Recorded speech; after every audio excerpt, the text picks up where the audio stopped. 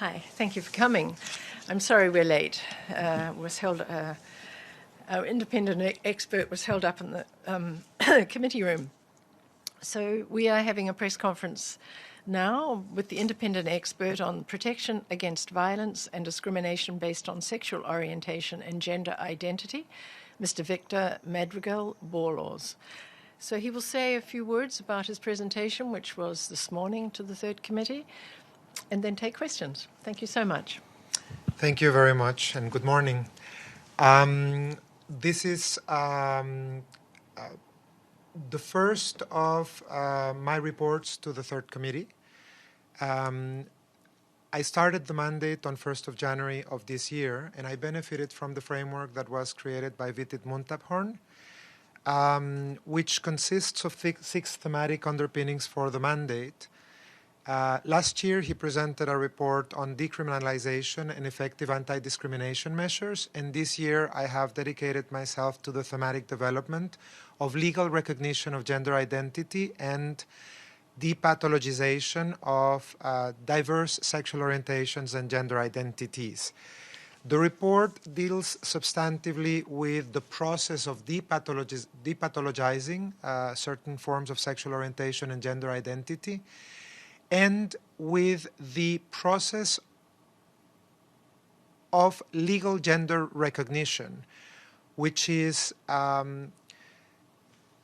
affecting mostly trans and gender diverse persons, and which consists on measures to ensure that the legal personality that they are granted by the state corresponds to the gender with which they self-identify.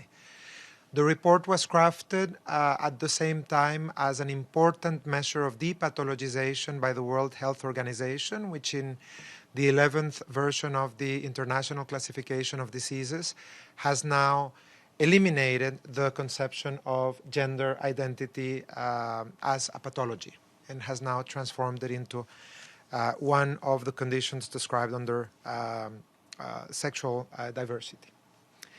So the report very much aims at bringing visibility to the situation of trans and gender diverse persons around the world. It describes a situation which can only be described as disastrous. These persons are suffering levels of violence and discrimination that are, as I have said, offensive to human conscience. They live in what can only be characterized as a situation of total rupture with the state services in what concerns education, health, housing, and other sectors.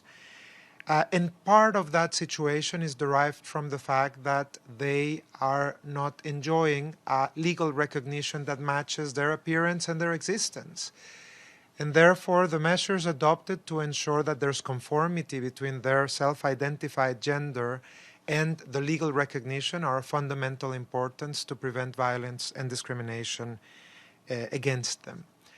I note in the report that most of trans persons around the world are not granted legal recognition of their self-identified gender identity, but that there are a significant number of measures that are being adopted, legal, public policy, and judgments that are actually making significant progress in relation to this issue. Thank you very much. Okay, thank you. So are you representing UNCA? I guess so. Okay, thank you. Please.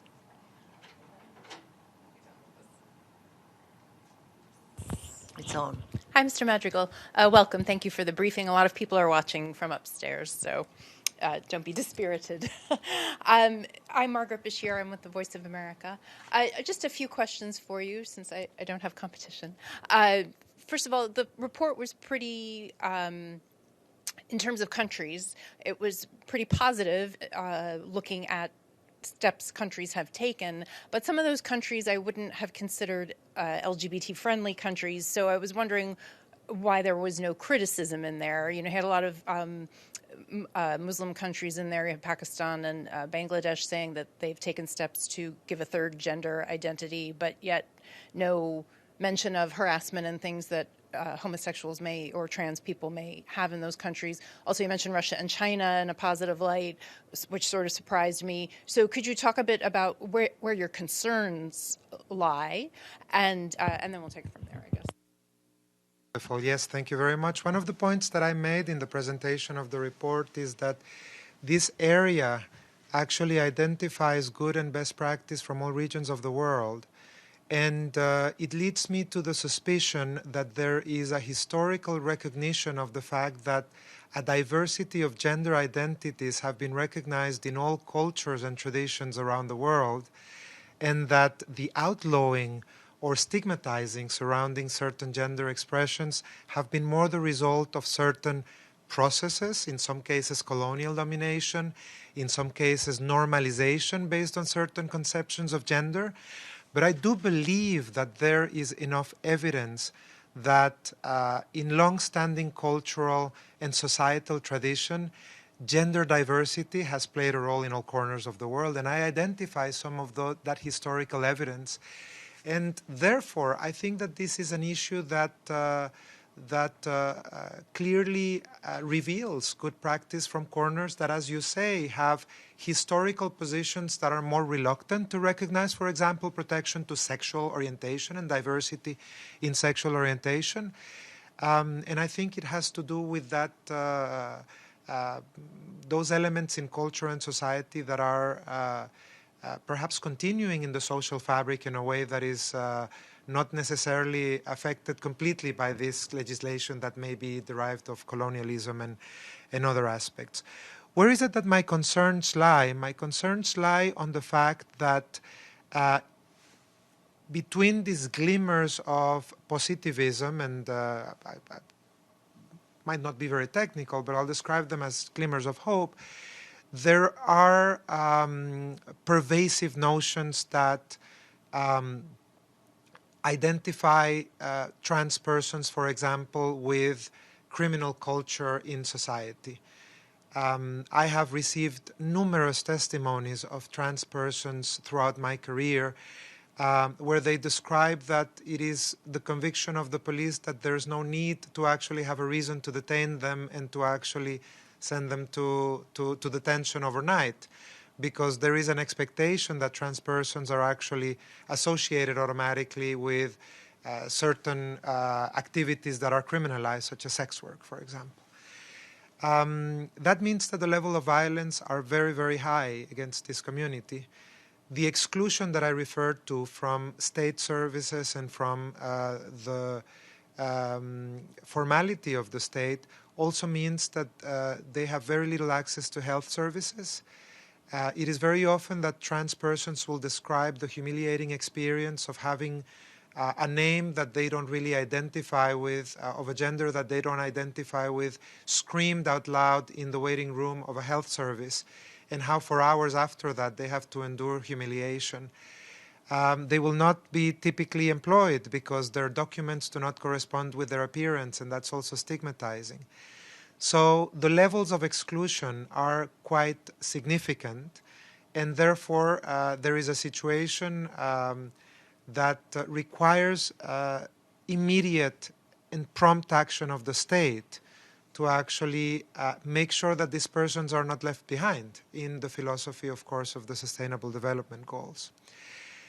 There is a cross-cutting issue of concerns in relation to gender identity, which is criminalization.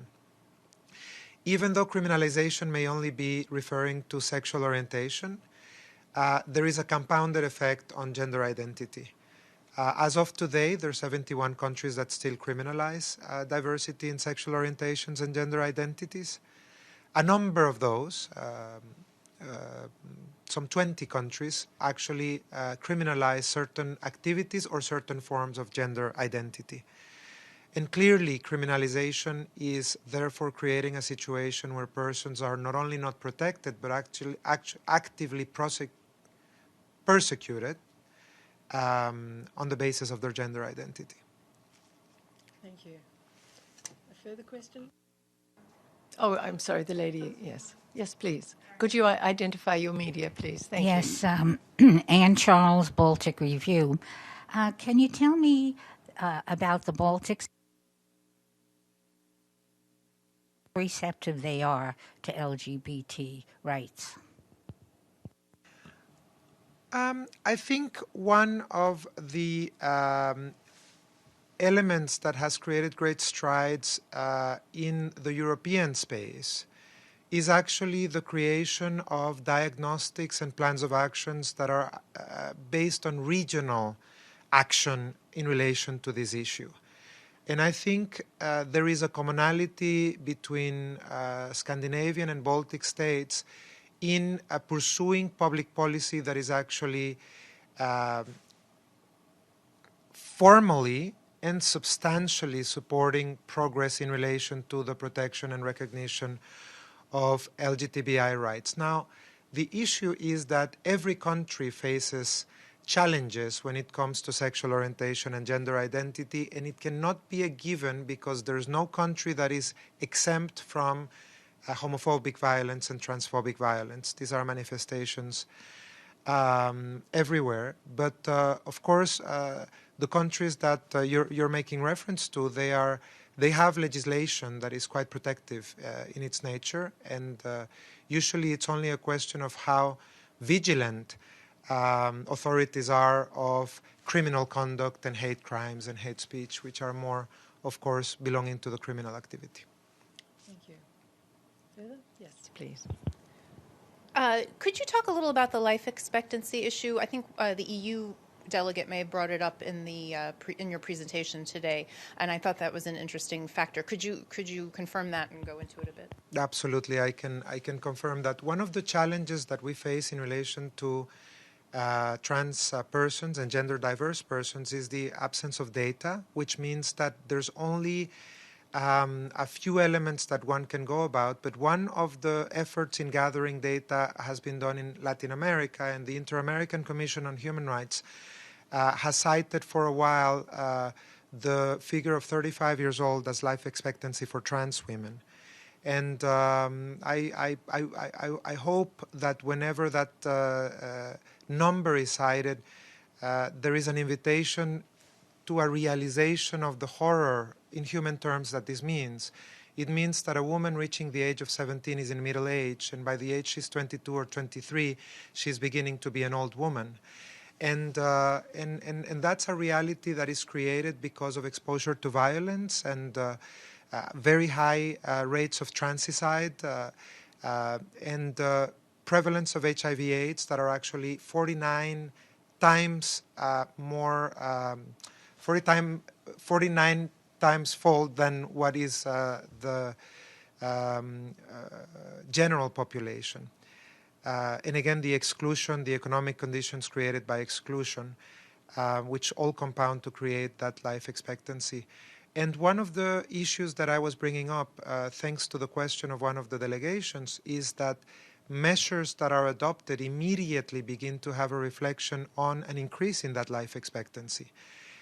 Because the population beginning to actually have access to health services, to employment, begins to actually have the benefits in a very, very clear way of access to these services. So I think it's important to gather data, but it's also important to act immediately on the presumption that the levels of life expectancy are unacceptably low and disproportionately affecting the trans population. Thank you. Further follow-up? Follow-up. Could you talk about children a bit? You mentioned children in the report in terms of deciding their own gender identity, but also what special vulnerabilities do they face? Of course, and this is a very interesting issue. There was a question by a delegation in relation to whether I could identify an optimum age for children to decide on their gender identity. And for that specific issue, I researched and was assisted by the jurisprudence of the Committee on the Rights of the Child, which very clearly makes a relationship between freedom of expression and the right to identity of children and their ability to actually have access to these rights based upon an understanding of incremental capacities of the child, which means that actually there is not such a thing as one ideal age that is determined. I think good and best practice establishes a standard, but there's always protections that are created to ensure that children are, for example, not undergoing non-regressive procedures, and that their incremental capacity will be taken into account when taking decisions in relation to gender. The vulnerabilities are the ones that one can identify in a population that, because of precisely the incremental nature of their capacity and their building, face in relation to every right. There is a need to ensure well-informed understanding of how children are making these decisions, and a legal understanding of how they're assisted to take them through. Something that evidently can only exist when there's also a work of eliminating stigma and discrimination. Because what the challenge is that children that are exploring gender identities that are not necessarily binary or that don't correspond with the sex assigned at birth are vulnerable to levels of bullying and persecution in every context, including schools. And this is one of the reasons why children leave school and end up having very low scolarities, and therefore compounding that effect of exclusion. Thank you. Any further questions? Well, I want to thank you very much. It was most interesting. Thank you. Thank you so much.